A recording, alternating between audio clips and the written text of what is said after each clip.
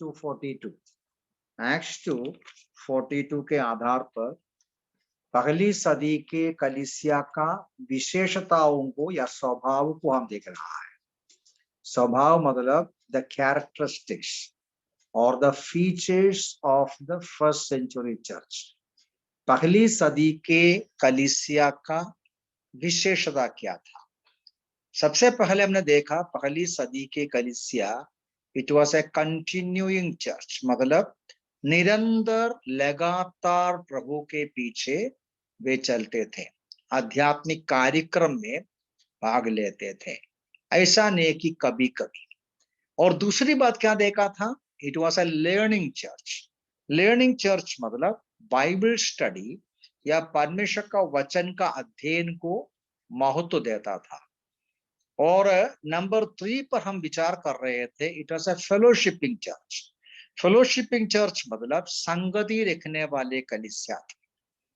हम उस विषय पर देखा, खास तौर से the basis of fellowship. Fellowship मतलब बुनियादी तौर पर संगति का अर्थ क्या है? बांटना, शेयर करना। किसी भी चीज जब कई लोग शेयर करते हैं उसको संगति बोलता है। संसार में अलग अलग प्रकार की संगति है। पिछले हफ्ते मैंने इस विषय को बताया था। धंधा में संगति है, राजनीति में संगति होता है। धंधा में संगति मतलब अपना धन शेयर करते हैं धंधा के लिए। राजनीति में संगति बोलेगा तो अपना विचारधारा शेयर करते हैं। लेकिन मसीह विश्वासी की संगति का आधार क्या है? हमारे संगति, हम क्या बांटा गया है, हम किस चीज को शेयर करते हैं? यीशु मसीह को शेयर करता है, त्रिएक परमेश्वर को शेयर करते हैं। एक ही प्रभु यीशु के द्वारा हम उद्धार पाए हैं। एक ही पवित्र आत्मा हमारे अंदर वास करते हैं। हम एक ही पिता परमेश्वर के संतान हैं। एक ही प्रभु हमारा है। तो हमें इस प्रकार त्रिएक परमेश्वर में जो एकता, संगति या संबंध है, उस आधार पर हमें आपस में संगति है। परमेश्वर से हमारी संगति है और परमेश्वर से संगति होने के कारण परमेश्वर से संगति पाया हुआ लोगों को आपस में संगति है। तो हमारी आपस की संगति का मूल कारण हमें परमेश्वर से जो संगति है, हमारा संगति का कोई आधार नहीं। एक ही भाषा, एक ही संस्कृति, ऐसी बातें नहीं हमारी संगति का आधार। हमारी संगति का आधार आप भी प्रभु के पीछे हो लेते हैं, हम भी प्रभु के पीछे हो लेते हैं। आपको प्रभु यीशु ने बचाया, हमको भी प्रभु ने बचाया। आप प्रभु के बेटे हैं, हम भी प्रभु के बेटे हैं। तो हमारे बीच में उस सद्भाग्यता और संगति रहते हैं। तो इस विषय को हमने देखा था। उसके बाद हमने क्या देखा था? दी एक्सप्रेशन मतलब इस संगति को प्रकट करने का कई तरीका होता है। ये बात भी मैंने बताया था। अधिकांश समय पर हम लोग संगति बोलेगा तो या तो कलीसिया में इकट्ठा होने की बात को सोचता है, नहीं तो रोटी तोड़ने की बात सोचते हैं। वो तो जरूर है। संगति का एक्सप्रेस करने का या दिखाने का कई तरीका है। उसमें से एक है हम इकट्ठा होता है, हम एक साथ बैठते हैं, एक ही रोटी से, एक प्याले से पीते हैं, रोटी कटोरा से भाग लेते हैं। उसके अलावा पहली सदी की कलीसिया का संगति करने का या दिखाने का, एक्सप्रेस करने का कई तरीका था। मैं समय की कमी से एक्चुअली उस दिन वचनों को लेकर पढ़ा नहीं था, आज भी नहीं पढ़ेंगे, वो रिपीट नहीं करेंगे। लेकिन कई वचनों को देखा था। एक दूसरे को संगति में क्या करना? सिखाना। नहीं, मैंने एक फ्रेज बताया था, किसी को याद है? मैंने बताया था होमवर्क के रूप में अध्ययन कर कर देखो, नया नियम में बार बार एक पर्टिकुलर फ्रेज लिखा गया, love one another, exhort one another, comfort one another, submit to one another, edify one another, receive one another, one another। ये बड़ी कलीसिया की संगति आपस में दिखाने का बड़ी क्या बोलेगा इंस्ट्रक्शन है। वो हमारा संगति केवल रोटी तोड़ने में नहीं, हमारी संगति केवल प्याले से पीने की बात नहीं, उसके साथ साथ हमें संगति है तो एक दूसरे को समझाना है, एक दूसरे को सुधारना है, एक दूसरे को प्रेम करना है, एक दूसरे को स्वीकार करना है, एक दूसरे को नमस्कार कहना है, एक दूसरे की कठिनाई में परेशानी में मदद करना है। हमने देखा था ये जो पता नहीं वो बात को मैं ज्यादा ध्यान दे के देखा नहीं, 2 अध्याय में और 4 अध्याय में किस प्रकार हम पढ़कर देखा था।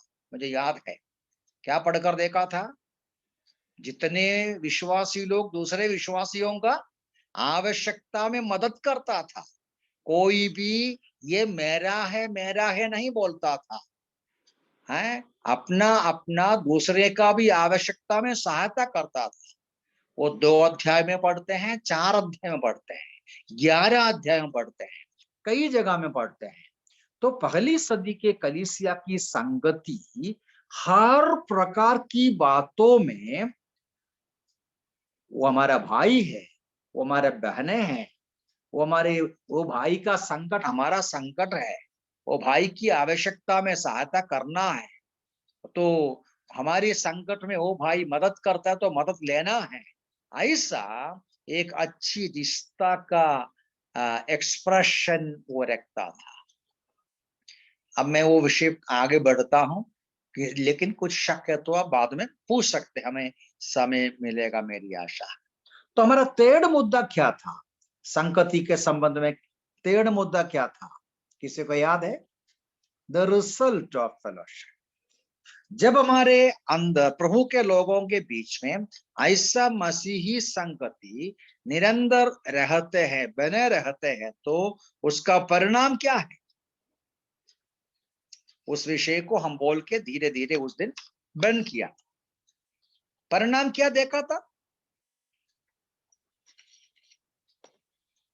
जी? क्या परिणाम देखा था उस दिन? संगति का परिणाम। जब कलीसिया में सच्ची संगति है तो उसका नतीजा क्या है? जो उस दिन हमने देखा वो याद है तो बताइए। पहली यूहन्ना पहला अध्याय का 4 पद में यूहन्ना ये बात लिखा है, तो क्या बोलता है? These things we write to you that you may have, that your joy may be full, that our joy may be full। मैं इन बातें आपको लिखता हूं। क्यों लिखते हैं? इसलिए लिखते हैं कि हमारे साथ संगति हो, हमारे साथ संगति हो, और उस संगति के द्वारा क्या मिले? हमारा आनंद को बढ़ जाए, है ना? वर्स 4, आनंद पूरा हो जाए। तो संगति का परिणाम क्या है जी? आनंद। देखिए संगति का बहुत परिणाम निकलते हैं। सच्ची संगति एक दूसरे के अंदर बहुत प्रभाव डालता है। बहुत साल पहले मैं एक बस में बैठा था केरला में, मुझे अभी भी याद है। बहुत लॉन्ग ट्रिप था, बहुत ये जो क्या बोलता है, जो एकदम केरला के इडुक्की एरिया से मैं लंबा सफर करके कोट्टयम जा रहा था, लंबा सफर था। तो मैं बैठा था, एक लड़का बीच में बस में चढ़ा, एक स्टॉप से चढ़ा। तो उनको देखने के बाद दूसरा लड़का जो खड़ा था, चुपचाप खड़ा था, ऐसे ही खड़ा था, वो ये नया लड़के को बोलता है, നിന്നെ കണ്ടപ്പോഴാ ഞാനൊന്ന് ചിരിക്കുന്നേ. നിന്നെ കണ്ടപ്പോഴാ ഞാനൊന്ന് चिरिकने मतलब तुमको जब देखा तो मैं थोड़ा हंसता हूं. बहुत साल पहले मैं किसी से सुना हुआ एक शब्द, अभी मैं ये बोला तो भी आप हंसता नहीं, ये तो चमत्कार की बात है. कम से कम हंसने की बात बोलते थे, मैं हंसना चाहिए. मैं हंस के दिखाता हूं, आप हंसे. देखिए, कुछ लोगों को देखेगा तो आप हंसेंगे, कुछ लोगों को देखेगा तो रोएंगे, कुछ लोगों को रोएगा तो और क्या इमोशन आएगा. अभी देखिए, सच्ची संगति, हम जिसके साथ संगति निकालते रखते हैं उनके अंदर आनंद पैदा करना चाहिए, उत्साह पैदा करना चाहिए, उनके अंदर थोड़ा सा समथिंग, क्या बोलेगा, गरम बनाना चाहिए. मैं एक दो वचन पढ़ूंगा. पिछले हफ्ते हम उस सूचना, मतलब उसको सूचना दिया था, मतलब क्या बोलेगा, रेफर किया था, तो भी पढ़ूंगा मैं. रोमन्स देखिए, अपोस्टल पॉल इस बात को कैसा कहते हैं. मैं इस बात का विचार करते हैं, संगति का परिणाम, संगति का परिणाम आनंद है. सही संगति में आनंद होना चाहिए. संगति होने के बावजूद भी हमारे आनंद में कमी है तो संगति में कमी है. दैट संगति इज अ नेम सेड संगति.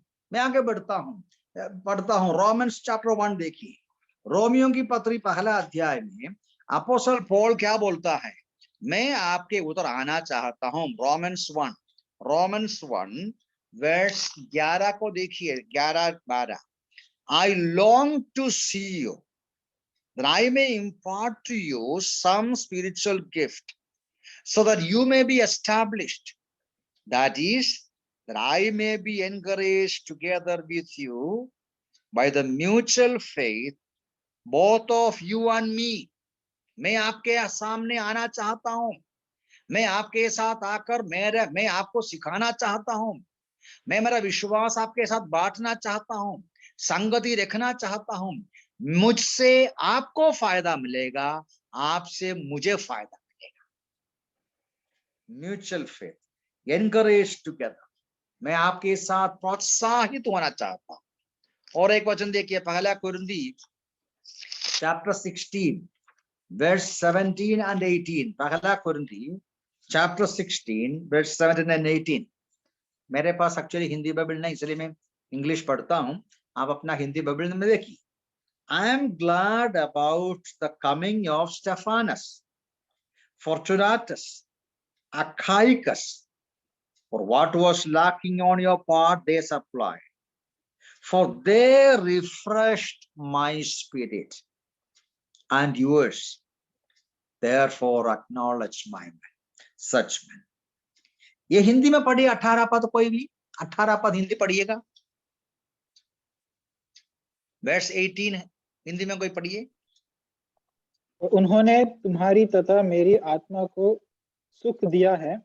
हाँ, मेरी आत्मा को सुख दिया. लेकिन मुझे लगता है वो हिंदी पता नहीं कितना मीनिंगफुल, मुझे पता नहीं. लेकिन रिफ्रेश्ड बोलेगा तो उसमें थोड़ा सा और आइडिया मिलता है. रिफ्रेश, ठीक है, सुख भी है. रिफ्रेश्ड मतलब जो सो रहा था उसको जगा दिया, जो थक गया था थकावट निकल गया, जिसको लगा कि मैं मेरे से हो नहीं सकता, अभी लगता है हो सकता है. इंस्पिरेशन, उत्साह है, रिफ्रेश, एकदम ताजगी बनाया.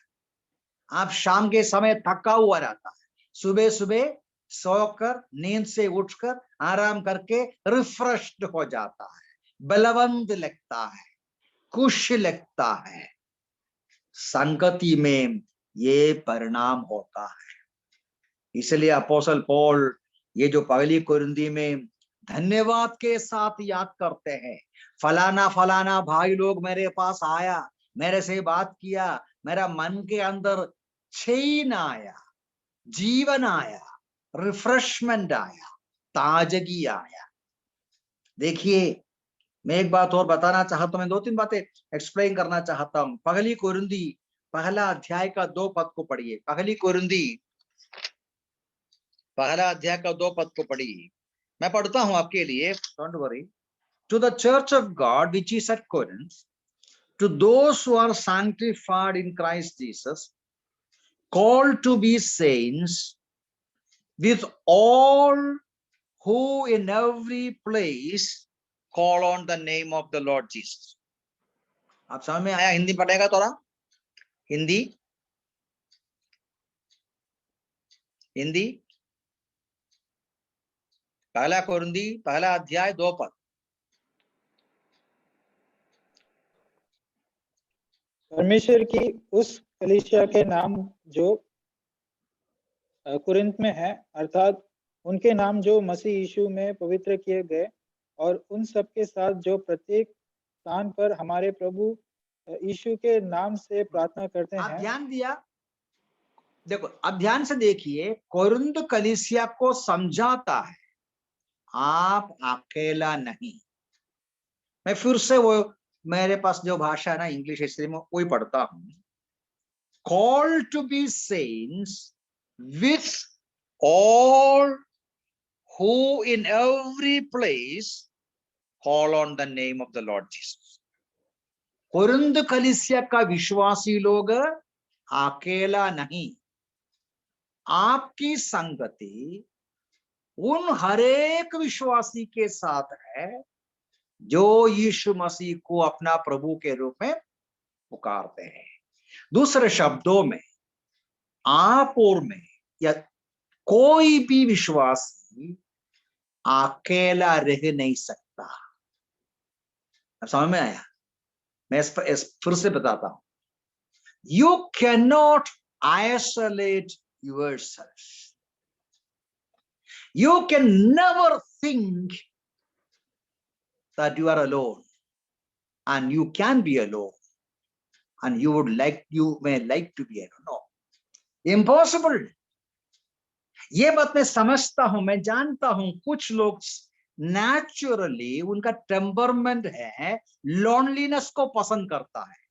मेरा जैसा लोग, I prefer loneliness actually speaking. As an individual मेरा टेम्परमेंट लोनलीनेस का है। I love to be alone. आप मुझे कमरा दे दो, उसमें अंदर बिठाओ, मैं खुश हूं। 10 जन के बीच में बिठाओ, मुझे इतना अच्छा लगता है। मेरा नेचुरल नॉर्मल जन्म का स्वभाव। लेकिन वो जो जन्म का स्वभाव, एज ए ह्यूमन बीइंग, एक विश्वासी के रूप में, I must love to be with the saints. समझ में आया? एक इंसान के रूप में, एक मनुष्य के रूप में मेरे अंदर ऐसा स्वभाव हो सकता है, अकेलापन पसंद करता है। लेकिन विश्वासी के रूप में मैं अकेला रह नहीं सकता। मैं झुंड को पसंद करना चाहिए, क्योंकि मैं अकेला रह नहीं सकता। मैं कलीसिया का पार्ट हूं। यीशु मसीह कलीसिया का सिर है और हम कलीसिया का शरीर है, तो हम सब कनेक्टेड टुगेदर है। हम अकेला नहीं बन सकता। No local church can be isolated, no individual believer can be isolated, क्योंकि हम सब कनेक्टेड टुगेदर है। मैं पिछले हफ्ते हम लोग पढ़ा था वो पहला कोरिन्थी पहला अध्याय का 9वां पद। वहां लिखा है, God is faithful by whom you were called into the fellowship of his son Jesus Christ our Lord। हम सबको मसीह के संगति में हमको बुलाया। हम सब एक झुंड है, हम सब कलीसिया का पार्ट है, हम सब मसीह के साथ एक संगति में है, पार्टनरशिप में है। हम अकेला बन नहीं सकता। हम इस संगति का महत्व को कबूल करना है। हमें संगति का सिग्निफिकेंस, इस संगति का महत्व, श्रेष्ठता को अंगीकार करना है। आइसोलेट नहीं करना चाहिए। never try to enjoy loneliness. Of course, मैं समझता हूं कभी कभी लॉनली बनना चाहिए, वो तो परमेश्वर करेगा, ताकि हम अपने आप को थोड़ा सा जांच कर देखें। उसके लिए ज्यादा समय नहीं चाहिए। कभी कभी अकेला बैठना अच्छा, अलग विषय। यीशु मसीह अकेला गया ना बीच बीच में, वो अलग बात है। लेकिन संगति, मेरा कहने का तात्पर्य, हर एक संत लोग हर संत लोगों से वाइटली जुड़ा हुआ है। एक वचन और पढ़ूंगा, 2 तिमोथी चैप्टर 2:22। 2 तिमोथी चैप्टर 2:22। दूसरा तिमोथी 2 अध्याय उसका 22वां पद भी आप दूसरा तिमोथी 2 अध्याय उसका 22वां पद, वहां हम ऐसा पढ़ते हैं, फ्ली ऑल्सो, हिंदी भी पढ़ना बाद में, फ्ली ऑल्सो यूथफुल लस्ट। क्या लिखा है? भागो, छोड़ दो, दूर हो जाओ। आप अपने आप को दूर करो। कहां से? बुराई से, पाप से, गंदगी से। उसके बाद क्या लिखा है? But pursue righteousness, faith, love, peace with those who call on the Lord out of a pure heart. Hindi पढ़िएगा कोई भी। जवानी की अभिलाषाओं से भाग, और जो लोग शुद्ध हृदय से प्रभु का नाम लेते हैं उनके साथ धार्मिकता, विश्वास, प्रेम और शांति का अनुसरण कर। एक और बात पढ़िए, सॉरी। जवानी की अभिलाषाओं से भाग, और जो लोग भाग, जवानी की अभिलाषाओं से भागो, मतलब विश्वासी दूर रहना चाहिए ऐसी परिस्थिति, बुराई का, गंदगी का, उस प्रकार के काम करने वालों से दूर रहना चाहिए। उसके बाद क्या लिखा? हाँ पढ़िए। भाग, और जो लोग शुद्ध हृदय से प्रभु का नाम लेते हैं उनके साथ धार्मिकता, विश्वास, प्रेम और शांति का अनुसरण कर। Flee also, pursue righteousness, faith, love, peace with those who call on the Lord. तो यहां भी आप ध्यान से पढ़कर देखिए, आप अकेला नहीं, कोई भी अकेला नहीं, हम सब मिलकर आगे चलना है, हम सब मिलकर आगे बढ़ना है। अनगॉडली लोगों से दूर रहना है, गॉडली लोगों के साथ रहना है। आप लोग सुनता होगा ये शब्द कई महीनों से, सालों से, इन दिनों में, आत्मनिर्भर भारत। सुना है क्या? इसका इंग्लिश कैसा बनेगा? सेल्फ रिलायंट इंडिया, आत्मनिर्भर भारत। सुना है क्या? कितना लोग सुना है? हाथ उठाइए। आत्मनिर्भर भारत का मतलब क्या है? मुझे लगता है आत्मनिर्भर भारत मतलब जो लोगों शब्द को बनाया उनका कहना ऐसा है, उनका क्लेम ऐसा है, हम भारतीय है। अच्छी बात है, हम भी भारतीय है। हमारा कपड़ा भारत में बनाया, खाना भारत में बनाया, हम जिंदा है भारत में। हमको अभी किसी की जरूरत नहीं, हमको बाहर फॉरेन कंट्री का जरूरत अभी नहीं। आत्मनिर्भर, हमारा खाना इधर ही बनाया, हमारा कपड़ा इधर ही बनाया, हमारा कंप्यूटर इधर ही बनाया, हमारा मोबाइल इधर ही बनाया, हम सब कुछ इंडिया के अंदर बनाया। अभी मैं राजनीति नहीं बोलता है, पॉलिटिक्स नहीं बोलता। अभी पूछना पड़ेगा उनसे, क्या आप जो ये आत्मनिर्भर का दावा करते हैं 100% आप सचमुच में कह सकता है आप कुछ भी चीज भारत के बाहर से आप इस्तेमाल नहीं करता, हेल्प नहीं लेता?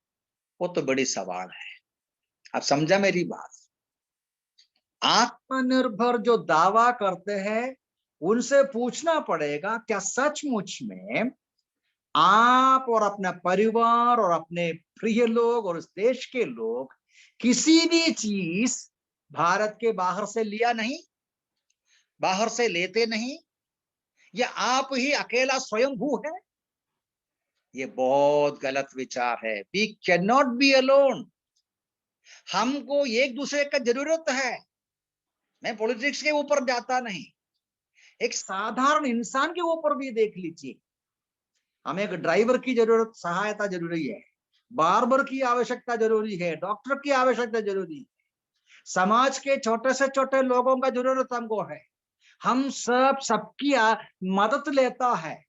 हम हमेशा कोई भी अकेला जिंदगी नहीं बिता सकता। सचमुच में कलीसिया में भी ऐसा है।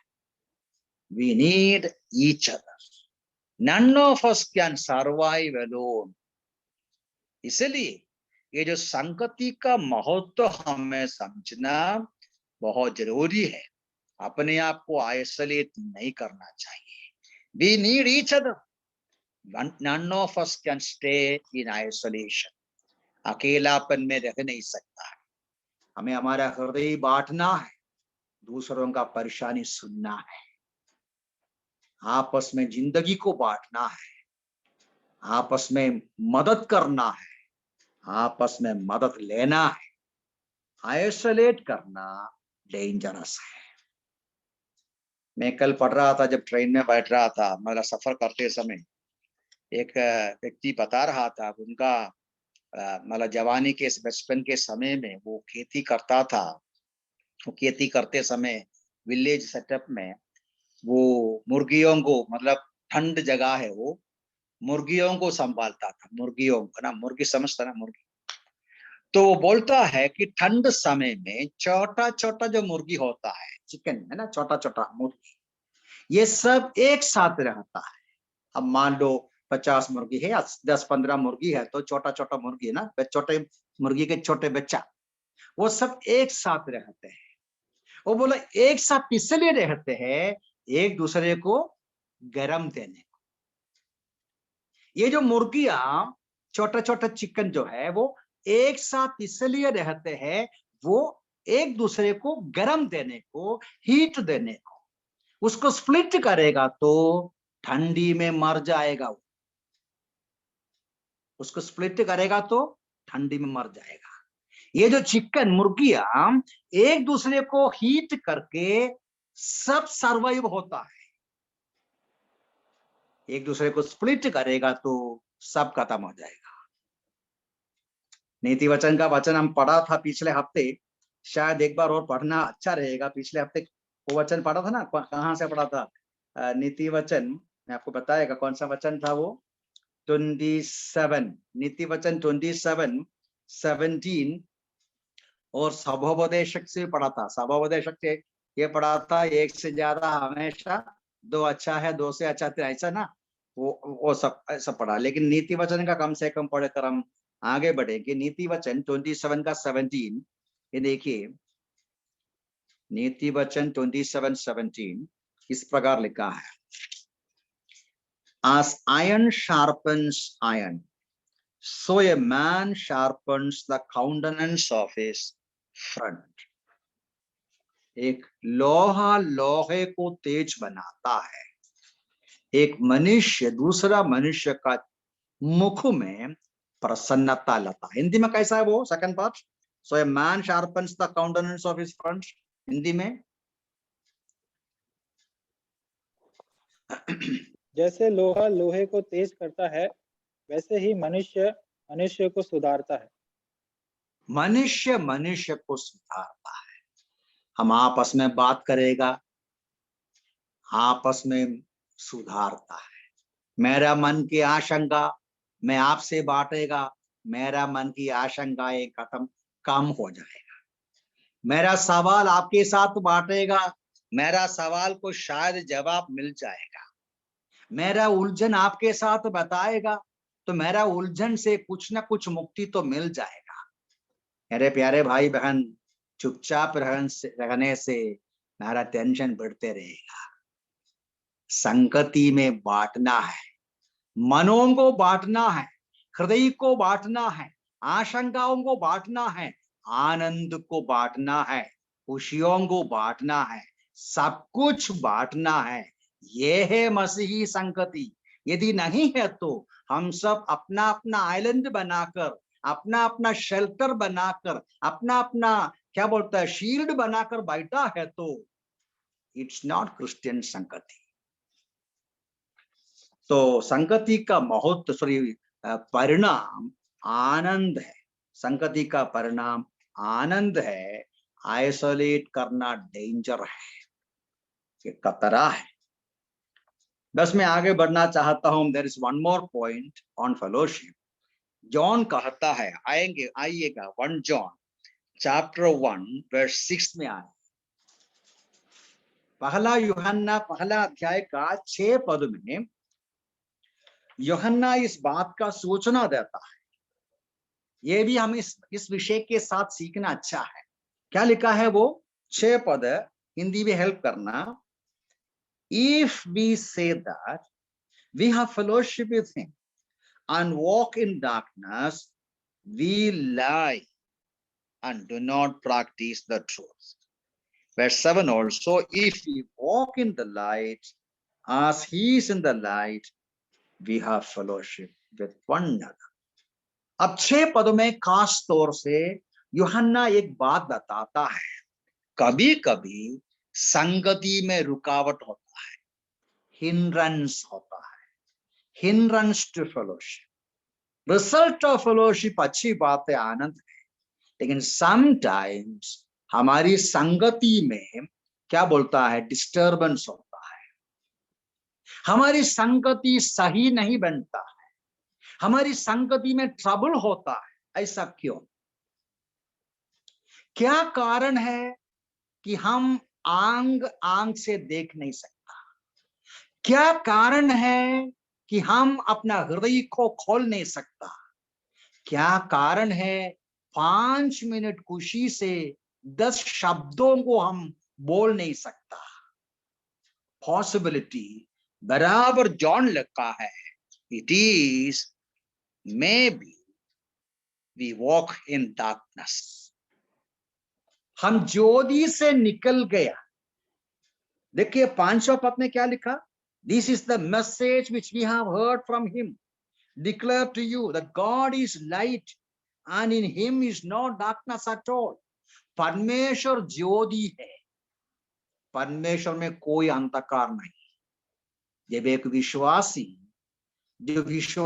कहते हैं अपना जीवन ज्योति से स्लिप हो गया, लाइट में से, ज्योति का मार्ग में से स्लिप हो गया, अंधकार के रास्ता में गया, हृदय में अंधकार, रास्ता में अंधकार, विचार में अंधकार, परमेश्वर से संगति डिस्टर्ब्ड होते हैं, प्रभु के लोगों से संगति डिस्टर्ब्ड होते हैं। देखिए अभी पॉलिटिकल फेलोशिप में you can be can be part of a particular political party, at the same time आप किसी के भी साथ एसोसिएट कर सकता। संसार की संगति हमें अवसर देता है, आजादी देता है किसी के भी साथ किसी भी प्रकार की जिंदगी बिताए। बाइबल की संगति बोलता है यदि प्रभु के साथ आपको संगति है तो मसीही कलीसिया की संगति का मतलब प्रभु के मार्ग में रहना है, ज्योति में रहना है, सच्चाई पर रहना है, पवित्रताई में रहना है। जिस क्षण में, जिस समय पर प्रभु के मार्ग से भटक गया, परमेश्वर के रास्ता से भटक गया, ज्योति से भटक गया, अंधकार छा गया, परमेश्वर के साथ हमारी संगति डिस्टर्ब्ड हो जाएगा। उसका परिणाम स्वरूप में प्रभु के लोगों के साथ हमारी संगति डिस्टर्ब्ड हो जाएगा। अब ध्यान से सुनना, ये बात बिल्कुल सही है। उद्धार पाया हुआ विश्वासी का उद्धार खो जाते नहीं। जॉन्स गॉस्पेल 5:24 पढ़ने का जरूरत नहीं। यीशु ने बोला मैं उसको आनंद जीवन देता हूं, अभी कभी भी वो मृत्यु से जीवन में प्रवेश हो गया। आमीन आमीन मैं बोलता हूं, जो मुझ पर विश्वास करेगा वो मृत्यु से जीवन में प्रवेश हो गया। यूहन्ना का सुसमाचार 10:28 मैं उसको आनंद जीवन देता हूं, वो कभी नाश नहीं होगा। रोमी 8 का पहला पद जो मसीह यीशु में है उसके ऊपर दंड की आज्ञा नहीं। हमारा उद्धार परमेश्वर के साथ हमारी संबंध है, रिलेशनशिप है, वो कायम रहेगा सनातन काल के लिए। लेकिन ज्योति में नहीं चला है तो, अंधकार में चला है तो, पाप के रास्ता में गया है तो संगति में डिस्टर्बेंस, परमेश्वर के साथ हमारा फेलोशिप में डिस्टर्बेंस आएगा। सचमुच में प्रभु के साथ संगति में रहने वाले सही ढंग की जिंदगी बिताना है। मैं 2 वचन जल्दी आपके सामने देखूंगा। कम से कम आज तो समाप्त करना चाहिए, 10 मिनट मुश्किल से बाकी है मेरे ख्याल से। इफिसियन की पत्री 5:11 देखिएगा। Ephesian chapter 5:11। इफिसियन की पत्री 5:11 प्रभु के लोगों को बताता है। इफिसियन चैप्टर 5:11 उधर लिखा है, have no fellowship with the unfruitful works of darkness। Hindi पढ़ना, but rather expose them। पढ़िए Ephesians chapter 5:11। अंधकार के निष्फल कामों से सहभागी ना हो, वरन इन कामों को प्रकट करो। वो साफ तरीके से लिखा है, जो प्रभु के संगति में है अंधकार के निष्फल कामों से संगति नहीं करना है। मैं आगे बढ़ता हूं। 2 Corinthians chapter 6:14 बहुत लंबा पैसेज है। वहां लिखा है, do not be unequally yoked together, असमान जुए में न जुए। What fellowship has righteousness with lawlessness, धार्मिकता को अधार्मिकता से क्या संगति है, क्या संबंध है। What communion has light with darkness, अंधकार को ज्योति से क्या संबंध है। वहां बहुत सवाल करता है पौलुस, बोलता है प्रभु के लोगों को जो संगति में रहते हैं ज्योति में रहना है, अंधकार के रास्ता से दूर रहना है। ठीक है, यदि नहीं है तो क्या हो जाएगा? परमेश्वर के साथ हमारी मीठी संगति, रिश्ता डिस्टर्ब हो, मैंने बोलता टूट जाएगा, मैं ऐसा नहीं बोलता। It will be broken, disturb हो जाएगा। ब्रोकन भी ठीक है बोल सकता है, लेकिन वो स्मूथ नहीं होगा। एक वचन पढ़ूंगा, 1-2 वचन और पढ़ूंगा मैं। परमेश्वर ने इस्राएली लोगों को बोला है, एशिया 59 का 1 और 2 में परमेश्वर ने इस्राएली लोगों को ये बात कहा। क्या बोला? मेरा हाथ छोटा नहीं हो गया, मैं काम कर सकता हूं आपके लिए। मेरा कान, मैं बहरा नहीं, मैं सुन सकता हूं। उसका दूसरा पाप, तुम्हारे पाप के वजह से मेरा, your sins have hidden his face from you so he will not hear। तुम जब पाप करता ना, तुम पाप के मार्ग में गया तो परमेश्वर तुम्हें नहीं सुनता है। भजन लिखने वाला वो बोलते हैं, भजन 66 का 18 में लिखने वाला ऐसा बोलता है। क्या बोलता है? बोलते हैं कि यदि मेरे अंदर में पाप रखा होता तो प्रभु, if I regard iniquity in my heart the Lord will not hear. प्यारो, मैं आपको इतना बोल के आगे बढ़ना चाहता हूं, संगति में कभी कभी डिस्टर्बेंस होता है। संगति का डिस्टर्बेंस का reason our failure in walking in the light. ध्यान से सुनिए, जब परमेश्वर के साथ हमारा सही रिश्ता नहीं, परमेश्वर के रास्ते में हमारा जीवन सही नहीं है, तो परमेश्वर के साथ की संगति डिस्टर्ब होगा, उसका परिणाम स्वरूप में लोगों के साथ भी हमारा रिश्ता खराब होता है। दूसरे शब्दों में, लोगों के साथ हमारी रिश्ता खराब होने का कारण परमेश्वर के साथ हमारा रिश्ता खराब होना है। तो ये बराबर हमें मन में रखना है। The reason why we have a broken, troubled, disturbed relation with people is could be disturbed, broken, troubled fellowship with God. तो जॉन कहते हैं ज्योति में चलना बहुत आवश्यक है। यदि नहीं, आप ज्योति में नहीं चलता है तो आपको संगति प्रभु के साथ नहीं मिलेगा। तो अभी कितनी बातें बताया, मैं जल्दी बंद कर लूंगा।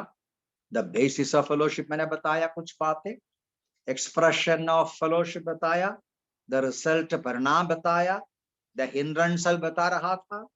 अब फाइनली वर्स 7 हमें समझाता है the pathway for uninterrupted fellowship, मतलब निरंतर परमेश्वर की संगति में, प्रभु के लोगों की संगति में कायम रहना है, तो लगे रहना है, तो क्या अवश्य है। Verse 7, if we walk in the light as he is in the light, we have fellowship with one another. The blood of Jesus Christ, his son, cleanses us from all sin. एकदम सारांश में कहता है, प्रभु के मार्ग में रहो, प्रभु के वचन के अनुसार की जिंदगी बिताओ, प्रभु के ज्योति में चलो, तो आपको प्रभु के साथ संगति होगा, प्रभु के लोगों के साथ संगति होगा। वहां जॉन कुछ और बातें बताते हैं। प्रभु के ज्योति में चलते समय हमारे जीवन की गुप्त बातें प्रकट हो जाएगा। प्रभु के ज्योति हमारे अंदर चमकते समय जीवन के रहस्य क्षेत्र में जो गंदगी है हमारे नजर में आएगा, उस गंदगी को लेकर हम प्रभु के सामने कबूल करेगा, उसका पुत्र यीशु मसीह का लोगो हमें धोते रहेगा, धोएगा। कट शॉर्ट करके बताता हूं, प्रभु के ज्योति में चलना मतलब प्रभु के वचन के सामने, प्रभु के नजर में रहना है।